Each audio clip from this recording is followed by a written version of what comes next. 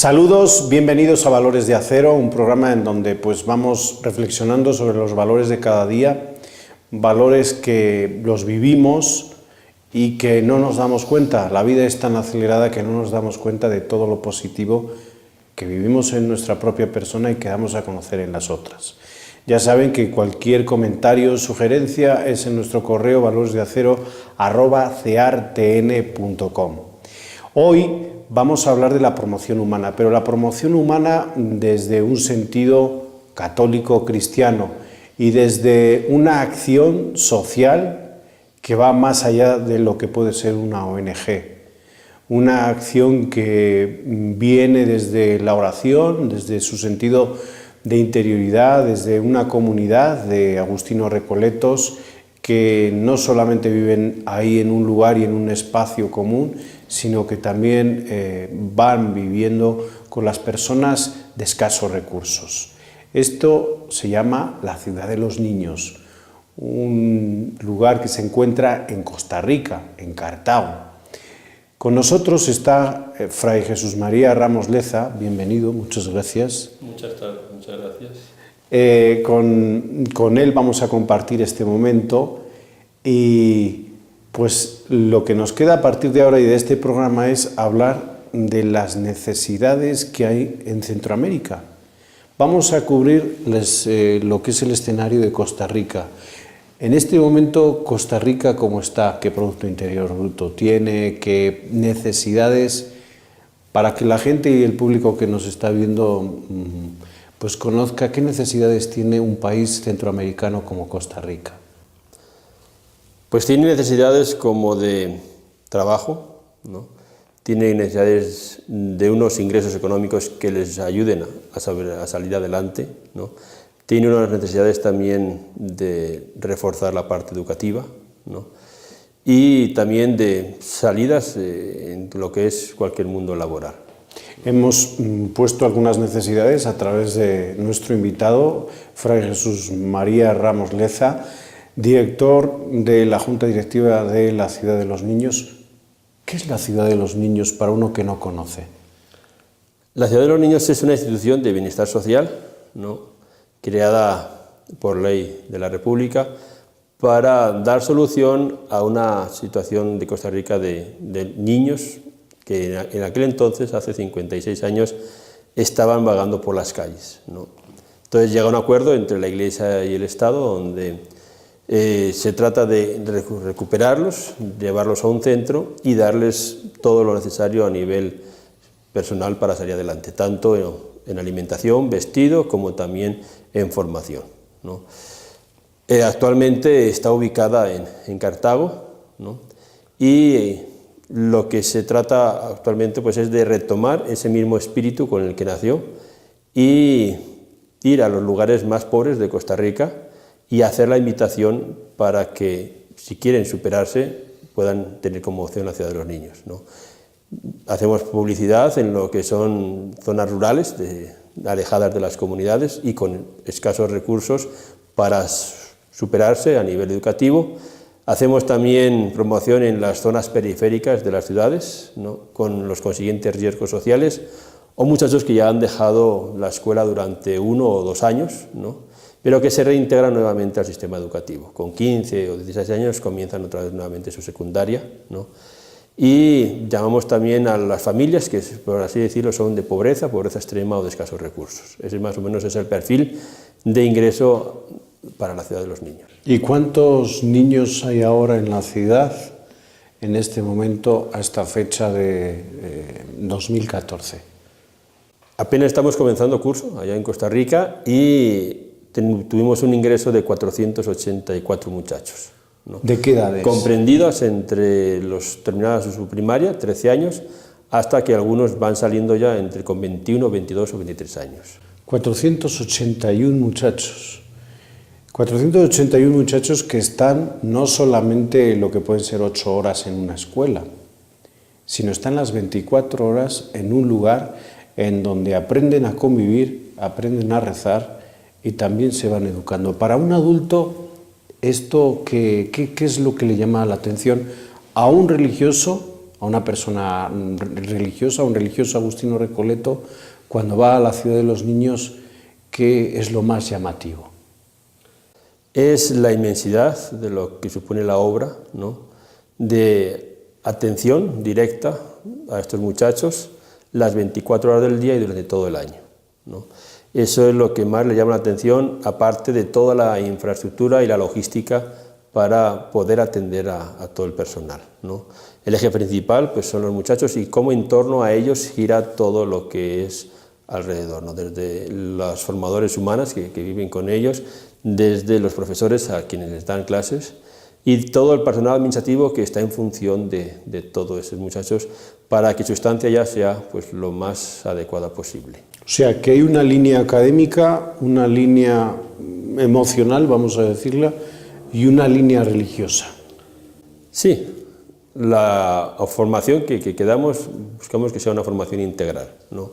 No solo rescatarlos de sus lugares de origen, ¿no?, sino aprovechando que están 3 o 6 años, ¿no?, puedan salir, ¿no?, con todos los insumos necesarios, tanto a nivel personal como a nivel de valores humanos y religiosos, como también todo lo que es la parte académica y técnica, lo mejor posible, para que su ingreso o reintegro a la sociedad pueda ser pues, igual que en sus respectivos lugares, con la posibilidad de entregar o integrarse al mundo universitario o al mundo laboral con un título de técnico medio, que es el que sale. Y de los egresados de la ciudad, los últimos egresados de la ciudad, ya salen con un trabajo seguro, tienen que buscarse el trabajo, están unos años en la ciudad y van al desempleo. ¿Qué ocurre cuando uno sale de la ciudad? Se enfrenta por ellos mismos a una realidad a la cual no están acostumbrados. De estar 3 o 6 años en la ciudad de los niños les marca y al volver a la sociedad, a un lugar al cual no provienen, porque muchos se quedan en Cartago, ¿no?, sí les hace duro ese paso, ¿no?, de ser autónomos, de ser independientes, ¿no? Lógicamente la mayoría de ellos tienen su respectivo puesto de trabajo o su ingreso ya en la universidad, ¿no? Pero sí es duro en esa parte, y más si tienen que estudiar y trabajar al mismo tiempo, ¿no? Si tienen la oportunidad de convivir varios de ellos, por así decir, rentando piso, pues ya es una ventaja, ¿no? Pueden estar también viviendo con alguna familia de Cartago o de San José o regresar a sus respectivos lugares, ¿no? Pero sí, la mayoría salen con un puesto de trabajo o ya directamente a la universidad, si encuentran alguna beca por parte de la universidad o alguna ayuda trabajando. Jesús María, y cuando uno ve tanta gente que sale, ¿no?, pasa de la ciudad 3 años, como has dicho, y cuando uno ve que salen y está en un trabajo y que hay una familia, ¿cómo se siente el director de la ciudad ante estos resultados y también ante los otros resultados, ¿no? Separación, desempleo, vuelta a lo mismo. ¿Qué sentimiento surge con estos resultados? Es un sentimiento de satisfacción por el hecho de que la obra para ellos ha sido fundamental y necesaria para poder estar donde están, ¿no? Lógicamente surge otro sentimiento de impotencia porque no podemos abarcar a toda la población, porque capacidad instalada no tenemos para más, ¿no? Y un reto para los que vienen nuevos de poderlos preparar a un mundo cada día más demandante de calidad en cualquier lugar, ¿no?, bien sea familia, bien sea empresa, bien sea universidad, ¿no? Es un conjunto eso de satisfacción, de impotencia y de nuevas perspectivas para atender tanto joven. ¿Ustedes tienen convenios con otras universidades, con empresas grandes cuando sale un egresado de la ciudad? Es decir, una empresa grande dice, yo quiero gente que salga de la ciudad de los niños. Realmente tenemos una bolsa de empleo, ¿no?, que conforme va necesitando, pues llaman a ver si dentro de los egresados de la ciudad contamos con algún muchacho que pueda cubrir sus necesidades, ¿no? Universidades, así que en Costa Rica, convenios directamente no tenemos ayudas por parte de ellos, ¿no?, Todos los muchachos que quieren hacer examen de admisión a las universidades, generalmente les dan facilidades para que los puedan hacer, no facilidades de contenidos de examen, sino facilidades económicas para presentarlo, Y si procede así a su ingreso, sí les dan facilidades por alguna beca de las que habitualmente las universidades ofrecen, El hecho de ser egresado de la Ciudad de los Niños sí les abre a algunos las puertas, si los exámenes, lógicamente, son los adecuados para el nivel que ocupan, Las empresas acuden porque saben que, además de la formación técnica con la que salen los muchachos preparados, es muy importante y fundamental la formación humana con la que salen, y más también con la parte espiritual, con ese valor agregado que después de 3 o 6 años estando en la ciudad los muchachos van adquiriendo, en formación humana, en respeto y en adquirir costumbres o hábitos que realmente les ayudan a crecer como personas. Así es. Bueno, pues desde la promoción humana se encuentra también a Dios. Seguimos aquí transmitiendo desde este Centro de Espiritualidad Agustino Recoleto, que intenta difundir los valores agustino recoletos. Nos vamos y en un momento volvemos.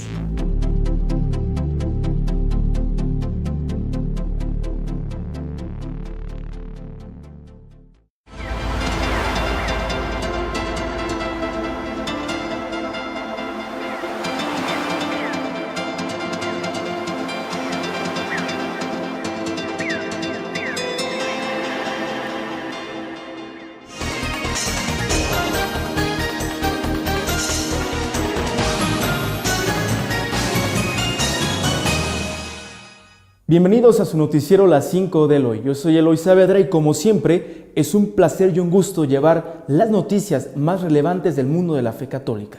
Vamos con la información. Brasil cuenta con un nuevo santo, el jesuita José de Anchieta. El pasado 3 de abril, el Papa Francisco inscribió en el catálogo de los santos y extendió a la Iglesia Universal el culto del jesuita José de Anchieta, el llamado Apóstol de Brasil, que sentó las bases de la evangelización en esa nación sudamericana. José de Anchieta nació en 1534 en Tenerife y falleció en 1597 a la edad de 63 años. El 10 de agosto de 1736, el Papa Clemente XII declaró al padre Anchieta como venerable y Juan Pablo II lo beatificó el 22 de junio de 1980. El Papa Francisco inscribió al jesuita en el catálogo de los santos al recibir en audiencia al cardenal Angelo Amato, prefecto de la Congregación para las Causas de los Santos. Y siguiendo con la información, el Papa Francisco recordó al beato Juan Pablo II a 9 años de su muerte. Al cumplirse 9 años del fallecimiento del beato Juan Pablo II, este 2 de abril, el Papa Francisco lo recordó y le dedicó unas palabras durante la audiencia general. Señaló que este aniversario dirige nuestro pensamiento hacia el día de su canonización que celebraremos a fines de mes. Expresó que la espera de este acontecimiento sea para nosotros la ocasión para prepararse espiritualmente y reavivar el patrimonio de la fe dejado por él. Los agustinos recoletos agradecen a las voluntarias de la ONG La Esperanza por sus 20 años de compromiso con los pobres. Son casi un centenar de mujeres que llevan organizados más de 125 mercadillos para recaudar fondos. A lo largo de 2 décadas, las voluntarias de La Esperanza han recaudado 1.200.000 euros que han servido para mejorar la vida de los demás empobrecidos en las misiones de los agustinos recoletos. Es por eso el agradecimiento por su gran labor. Y siguiendo con la información, el Papa nombra a Eusebio Hernández como miembro de la Congregación para la Vida Consagrada.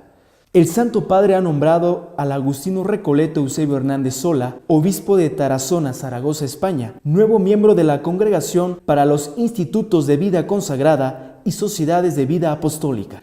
Monseñor Hernández trabajó durante 36 años en las oficinas vaticanas, comisión a la que perteneció al Papa Francisco siendo cardenal de Buenos Aires. Ahora Monseñor Hernández girará sus pasos a esta nueva encomienda. Y en información del Centro de Espiritualidad Agustino Recoleta Querétaro, les invitamos a que asistan este sábado 12 de abril al itinerario espiritual filosófico y conversiones de San Agustín que impartirá Fray René Lozano Arizmendi de 5 de la tarde a 7 de la noche. Para mayores informes, comuníquense a los teléfonos que aparecen en pantalla o visiten nuestra página web www.cartn.com. Hasta aquí la información más relevante del mundo de la fe católica. Queda usted muy bien informado de los acontecimientos de nuestra iglesia. Recuerde escribirnos a nuestro correo las5noticias@cartn.com.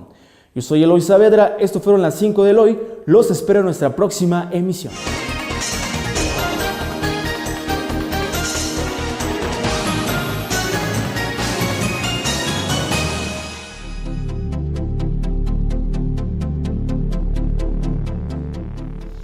Seguimos transmitiendo desde el Centro de Espiritualidad Agustino Recoleto de Querétaro, desde el CEAR-TN Television Network. Aquí intentamos difundir a través de los medios de comunicación los valores agustino recoletos, valores que también nosotros vivimos, y también vamos mostrando algunos lugares, obras sociales que nacen desde la oración y también desde las relaciones interpersonales comunitarias. Este proyecto social, esta obra social, se llama Ciudad de los Niños. Está en Costa Rica. Con nosotros está su director, Fray José María Ramos Leza, y está en Costa Rica, como acabo de decir, en un país que se declara católico en su constitución. ¿Cómo son las relaciones de una obra social católica con un Estado católico? Sabiendo que el Papa Francisco dijo hace más de un año, sus primeras palabras como Papa fue: nosotros no somos una ONG, somos mucho más, nuestro centro es Cristo.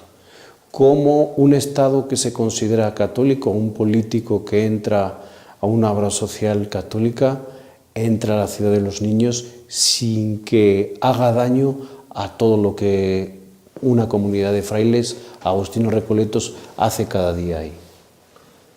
Ciertamente la Ciudad de los Niños es una unión de esfuerzos a nivel y voluntades, a nivel gobierno y a nivel iglesia, ¿no? Desde que se creó así se visualizó, ¿no? El gobierno, para rescatar ciertos niños y adolescentes de su estado de situación pobreza o de riesgo social, se vincula con la iglesia. El gobierno, el compromiso que tiene pues, es apoyarlo económicamente, aparte de todas las facilidades que como eso le puede dar, y la Iglesia poner ahí una comunidad religiosa, ¿no? Las 24 horas del día, todo el año, ¿no? Con lo que la estabilidad que una congregación religiosa como los agustinos recoletos ha dado durante estos 50 años, ¿no? Y que realmente va marcando la pauta, ¿no? Es un vínculo donde pues el más beneficiado pues es el muchacho, y se ve beneficiado tanto por la parte económica y política como por la parte de la Iglesia, que le imprime todo lo que es el sello en valores y en lo que es una filosofía y una religiosidad, ¿no? Para cubrir, lógicamente, la necesidad del muchacho de salir adelante, ¿no? Cualquier político puede ir a la Ciudad de los Niños, es pues, del gobierno, ¿no? Y puede ir pues, para conocerla, para ver cómo se está llevando esa obra y cómo esos recursos que van llegando se van invirtiendo en sacar adelante a los muchachos, ¿no? Cualquier obispo, cualquier persona de la Iglesia puede llegar a la Ciudad de los Niños, como llegan, ¿no? Pues para hacerse pues, solidarios, incluso apoyo, para reforzar esa unión entre Iglesia y Gobierno, sobre todo para sacar adelante a los muchachos, en este caso concreto, ¿no? La unión pues hace la fuerza, ¿no? Y el vínculo entre Iglesia y Gobierno, en este caso, pues ha resultado un éxito, ¿no? Jesús María Ramos Leza, agustino recoleto, ha estado algunos años en México también. Y desde esta experiencia y esta vida que tuviste en México, tú sabes que aquí el Estado, además, creo que a ti te tocó cuando estuviste aquí esa nueva ley para las asociaciones religiosas del 93, en donde bueno, pues ya se puede dar culto, ya se empieza un poco a abrir las relaciones entre Iglesia y Estado, ¿no? Hay un camino. Aquí como que hay un rompimiento en estas relaciones en México, y tú vives desde una experiencia en donde hay una integración. ¿Se puede entonces integrar el Estado y la Iglesia católica para beneficios sociales? Yo creo que sí. De hecho la Ciudad de los Niños es un bien reflejo de esa realidad, ¿no? Si nos ubicamos en el centro de querer ayudar a las personas, ¿no? El gobierno, desde su dimensión de ayuda, de proyecto social, lo puede hacer, ¿no? la Iglesia lo refuerza no solo por una ayuda humana, sino desde esa espiritualidad de que a quien lo hace, pues lo hace por ayudar o por sacar adelante la figura de Cristo que está insertada en esa persona, ¿no? Y tanto uno como otro podemos colaborar en lo que es la sacar adelante, pues esa necesidad social que en este caso nuestro, pues es con muchachos, ¿no? Pero la articulación y la integración de unos y otros yo creo que es fundamental para que el muchacho o la realidad social salga adelante, ¿no? Y si hubiera una mayor integración o una mayor ayuda, yo creo que serían muy buenas relaciones, ¿no? Para el progreso de los pueblos, ¿verdad? El Estado, la Iglesia católica, que como muy bien dices, al final lo que quiere es el bien de cada persona. Hace unos meses Costa Rica ha vivido pues una época de democracia, de elecciones, y ha habido varios candidatos. Estos candidatos, me imagino, que habrán pisado la ciudad. Puede ser que en estas épocas electorales la ciudad sirva como pues para buscar votos, intenciones por debajo. ¿O ustedes esto lo tienen ya como procedimiento bienestar político? Ya sabemos lo que hay que hacer. ¿Qué hace un político cuando entra a la ciudad y cómo lo recibe la Iglesia, en este caso los agustinos recoletos, dentro de la ciudad? Curiosamente en esta candidatura no ha llegado ningún candidato, ¿no? La anterior sí, en la anterior candidatura llegó la actual presidenta, que es Laura Chinchilla. Estuvo de candidata y ya llegó cuando ya estuvo de presidenta, ¿no? Su presencia pues no es tanto buscar votos, que puede buscarlos y lógicamente pues esa es su función, ¿no? Pero sobre todo es estar cerca de quien quizá no lo tienen todo de la mano, ¿no? Y no solo por buscar votos, sino durante su candidatura o su mandato, el hecho de apoyar esa obra, ¿no? No solo apoyar dando órdenes desde su oficina para que todos los que tengan que ver con el bienestar de la niñez y adolescencia lo apoyen, sino también haciéndose ella presente, ¿no? Ella llegó a la Ciudad de los Niños y pues fue recibida pues como se recibe a cualquier presidente de la República, ¿no?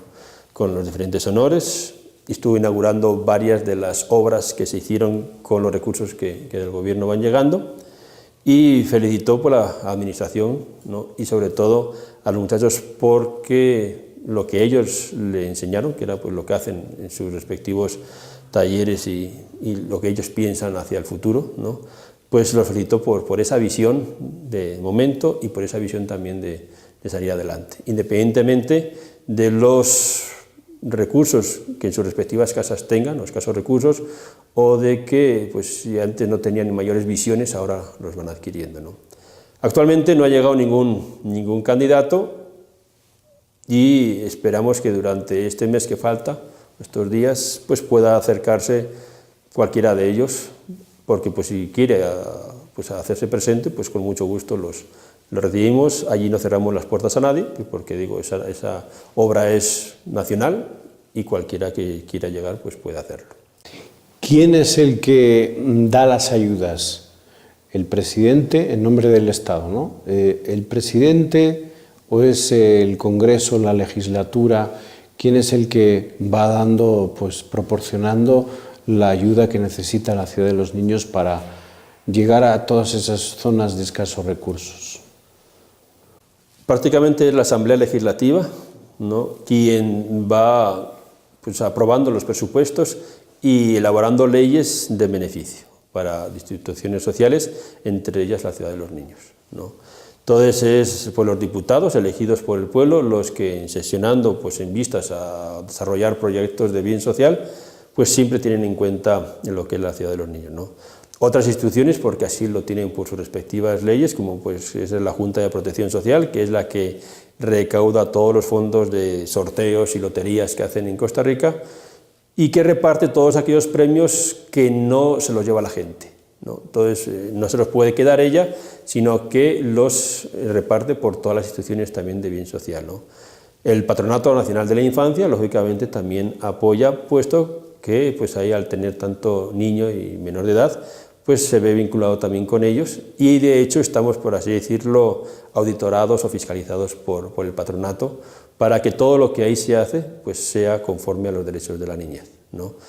Recibimos también pues, beneficios económicos por diferentes ministerios de Educación Pública, por el Ministerio también de Trabajo, ¿no? Para cubrir los salarios de todos los trabajadores, y recibimos también dinero pues, de diferentes otras entidades que así lo estaban por ley, ¿no? Pues que cunda el ejemplo, ¿no? Que el ejemplo se dé también en otros países. Aquí se ha vinculado muy bien el Estado y la Iglesia Católica. Los agustinos recoletos llevan todo este engranaje y agradecemos desde aquí la presencia de Fray Jesús María Ramos Leza, director de esta obra social que lleva más de 50 años dando la promoción humana y cristiana a muchos jóvenes, hoy ya adultos, en Costa Rica. Nos vemos en el próximo programa desde el Centro de Espiritualidad Agustino Recoleto. Un saludo para todos. valoresdeacero@ceartn.com. Su sugerencia, su comentario. Hasta la próxima.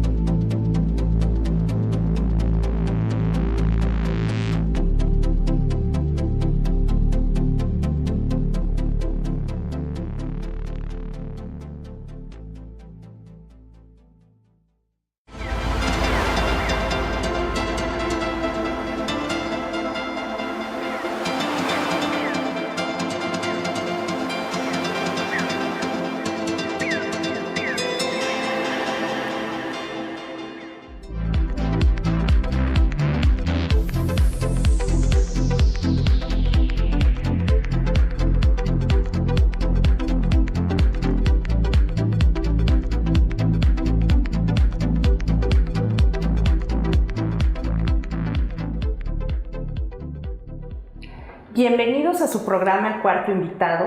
Estamos aquí nuevamente con mi hermana Connie. Hola, ¿qué tal, Lucerito? Mi hermana Liz. Hola, y ¿cómo también están? está con nosotros la licenciada Laura Ruiz. Es una invitada muy especial esta tarde para hablar de cosas que suceden en familia. Personalmente me siento muy ligada a este tema y el día de hoy nuestro tema es discapacidad. Y bueno, nos gustaría platicar un poco contigo. Tú tuviste a un chiquito con discapacidad. Platícanos un poquito de él. ¿Cómo fue que te enteraste de esto? ¿Cómo lo llevaste? ¿Venía ya así o qué fue lo que pasó? Sí, primero que nada, gracias por la invitación. Efectivamente tuve un niño con discapacidad. No lo sabía, más bien él se adelantó, fue un parto muy prematuro, él nació de 25 semanas de gestación, entonces ya desde ahí empezó la historia. Claro. Fue un niño que también me tocó, estábamos de vacaciones y me tocó que naciera casi en la carretera, entonces sí la historia empezó a ponerse un poco más, pues más complicada y al mismo tiempo venían, como siempre lo digo hoy día, no venían todos los aprendizajes juntos. Entonces ya cuando no me esperaba yo que naciera, porque bueno, estaba yo de viaje comprándole sus cosas, cuando me avisan que ya van a nacer. Entonces ya llegamos en un lugar fuera de aquí de Querétaro, me internan y a las 2 horas me avisan que tenía que nacer. Entonces ya desde ahí todo cambia. Claro, ¿y qué te dijeron? O sea, realmente era muy poco tiempo el que tenía, ¿no? O sea... Sí, él tenía pues 25 semanas y lo que me dijeron fue que tenía que nacer porque estaba corriendo peligro tanto el niño como yo. Claro. Entonces que sí, definitivamente tenían que hacer una cesárea. Afortunadamente estaba conmigo mi esposo y mis papás, entonces ya sí me sentía acompañada, estaba totalmente en shock. Yo creo que el shock en ese momento te anestesia, porque yo no podía entender qué iban a hacer. Yo como que pensaba, apenas vamos a empezar, ¿no? Empezaba casi a empezar a crecer el estómago cuando ya me dicen que ya iban a hacer. Entonces cuando me dijeron que ya me preparara porque ya pasaba quirófano, ahí sí sentí bastante nervio, porque bueno, fue una operación llamativa. Porque de peligro, tenían que estar, ¿no? de peligro y de emergencia, porque tenían que estar pues todas las enfermeras, más las enfermeras de terapia intensiva. Y bueno, pues ahí es ponerme totalmente en manos de Dios, porque no estaba ni mi doctor. Era fuera, era en Monterrey. Claro, Entonces me y decían, era a la buena de Dios, o sea... ¿Y era tu Dios primer me hijo? ampara. mi primer hijo. Sí, efectivamente. Es importante, yo creo que para una primer situación, siempre como el número de hijo, pues marca mucho, ¿no? Lo que viene después. Sí, Y tú te sentiste confiada en el médico que te atendió. ¿Fue en una institución pública o en una institución privada? Fue en una institución privada. Afortunadamente estaba un médico de guardia que al parecer era, bueno, sí lo vi, un gran médico, y él me atendió, empezó a platicar conmigo. Yo creo que me llevó muy bien, él notó mi nervio. Claro. Y supo manejar muy bien la situación. Estuvo conmigo todas estas 2 horas en lo que nacía. Me estuvieron inyectando para que maduraran los pulmones. Claro. Y ya desde ahí yo sí considero que tuvo muy buen manejo, porque no me dio miedo. Supo manejar cómo necesitamos que maduren los pulmones, pero no me daba la noticia de que ya iban a nacer. Claro. Ya un poquito antes ya me dijo, ¿sabes qué? Si nos vamos a quirófano.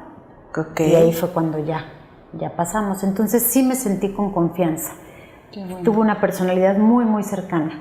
Yo creo que eso es súper importante en un caso así, ¿no? Que todas estas personas que están alrededor brindan ese sentimiento de confianza para que por lo menos en el momento de pasar un trance tan complicado pueda ser así, ¿verdad? Sí. Laura, nace tu bebé, y en ese momento, bueno, de alguna manera dices, ya, está vivo, está con nosotros.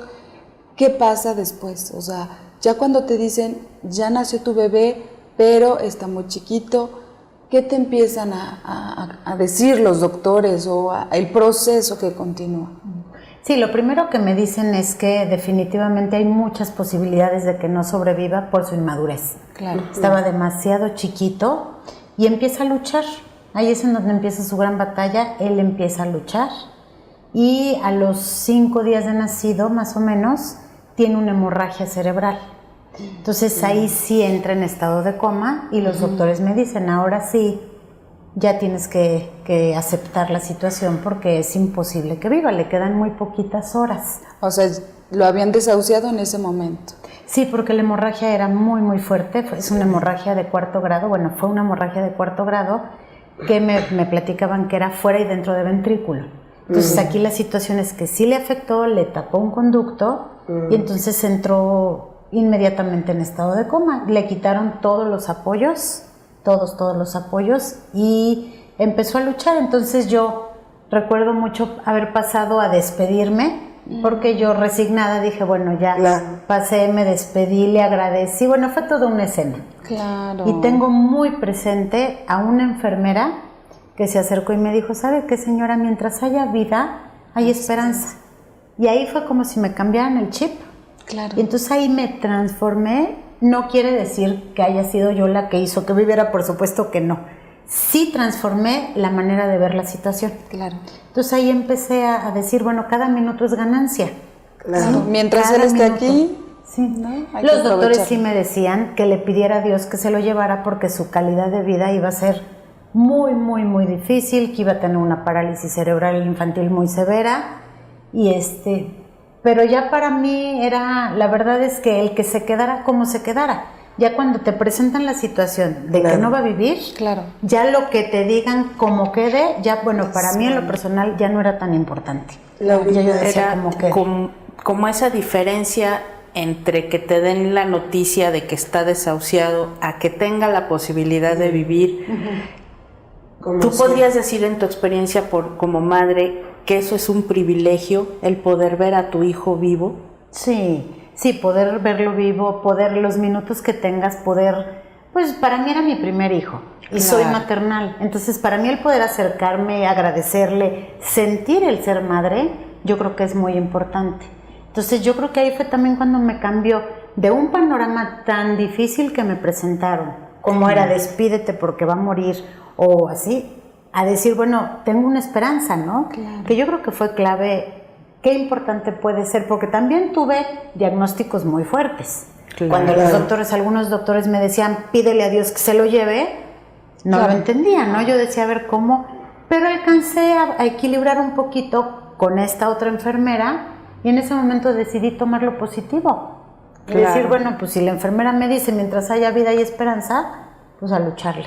Laurita, ¿cómo crees tú que te preparas para aceptar? Los médicos, por un lado, te dicen, es mejor que te despidas, y por otro, es tu esperanza de que viva como sea, pero es tu hijo y tú lo aceptas. ¿Cómo te preparas tú para aceptar un hijo que va a depender de ti completamente, que va a tener una discapacidad?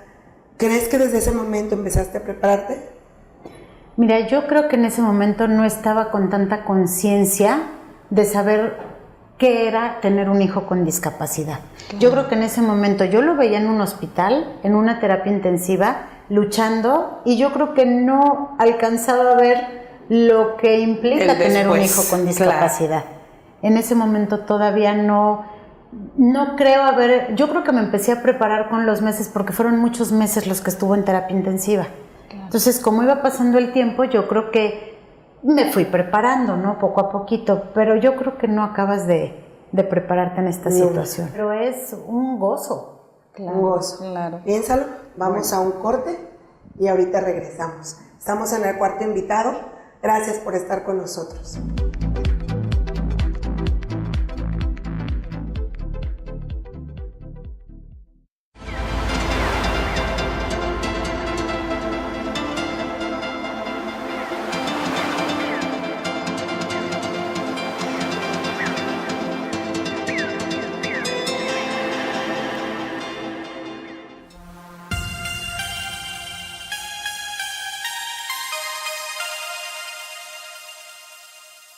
Me da mucho gusto saludarles, soy Fray Enrique Guiarte de los Agustinos Recoletos con esta nueva cápsula sobre San Agustín.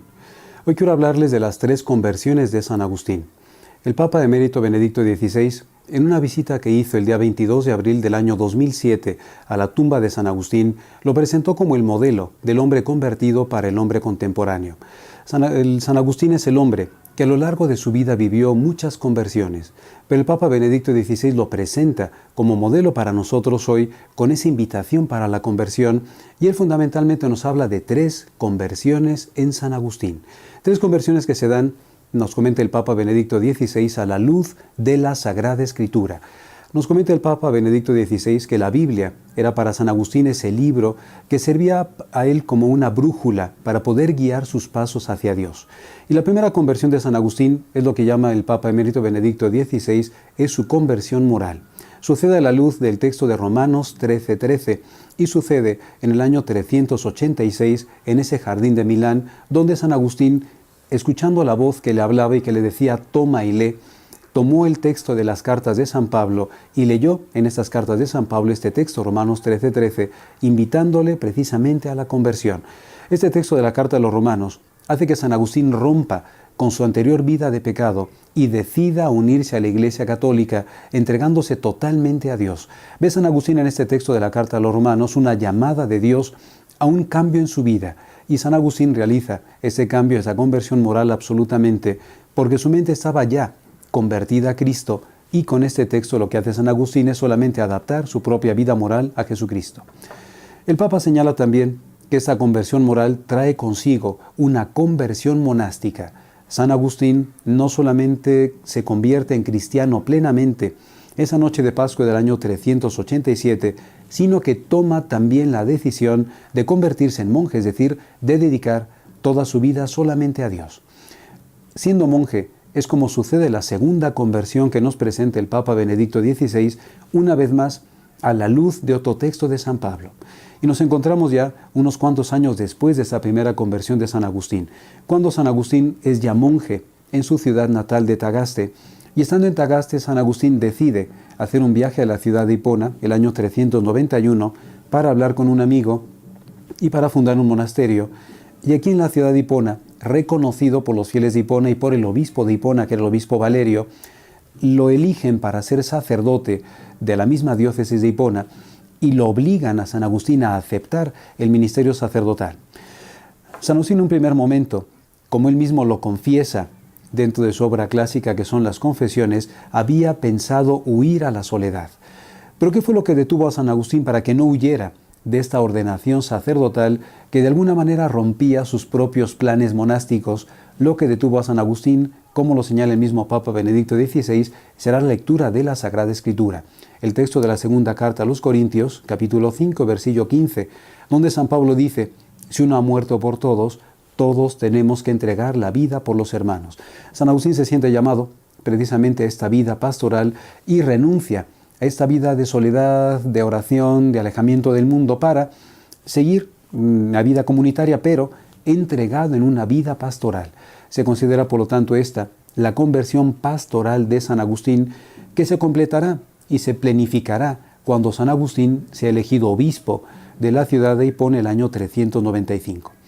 Unos cuantos años después viene lo que el Papa Benedicto XVI llama la tercera conversión de San Agustín. San Agustín creía que el ser humano tenía la capacidad, viviendo las bienaventuranzas y los dones del Espíritu Santo, la capacidad de alcanzar a Dios. Se dará cuenta San Agustín que el ser humano necesita absolutamente de la gracia de Dios. Una vez más, un texto de San Pablo es el que mueve esta conversión agustiniana. En este caso es el texto de la primera carta a los Corintios, capítulo 4, versículo 7, donde dice San Pablo: ¿qué tienes que no hayas recibido? Todo es un don de Dios. San Agustín, por lo tanto, reflexionará en la importancia que tiene la gracia de Dios y cómo todo ser humano y todo cristiano necesita abrirse a esta gracia de Dios, una gracia de Dios que nos precede, una gracia de Dios que nos acompaña y una gracia de Dios que lleva a término las buenas obras en el hombre. Y por lo tanto, San Agustín será el hombre convertido a lo largo de diferentes momentos de su vida, pero todas estas conversiones marcadas y señaladas por la palabra de Dios, con la invitación que nos hace tanto el Papa Benedicto XVI como el mismo San Agustín a amar la Sagrada Escritura y descubrir en ella esa brújula que tiene que marcarnos cuál es el camino que tenemos que seguir en nuestra vida. Yo soy Fray Enrique Aguiar de los Agustinos Recoletos y los espero en nuestra próxima cápsula sobre San Agustín.